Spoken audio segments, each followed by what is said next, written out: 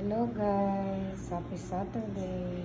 Day off ko kaya nagluto ako ng pansit canton. Ayan. Simple lang siya guys kasi ayoko magtagal sa kusina. Iinit kaya. Ayan. Konting baboy lang at saka gulay-gulay. Napansin nyo guys, parang maputla yung aking Mickey o canton. Kasi bawal na po ngayon ang maalat sa amin.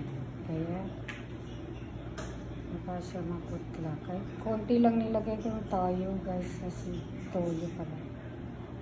Kasi yung baboy kanina, ginisa ko muna yan. Tapos nilagyan ko rin ng konting toyo paminta. Kaya may lasa na po yan. Kasi kaya may sabaw-sabaw yan guys. Request kasi yan na may sabaw ng konti para malambot. Hindi gano'n. Mainit na nga. Tuyong-tuyo pa, no? Mabasa-basa yan guys. Kasi may senior citizen na kakain. Mahina na rin ang kanyang ngipin. Kaya ayan guys, ang aking lunch na ginawa for today guys.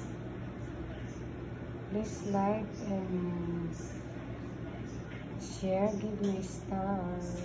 Pahingi naman po ng tala mga lodi. Baka naman po monetize mo na ako para na rin dagdag earnings. Salamat po sa panonood. Thank you guys for watching. Kain po tayo. Pansit Mickey o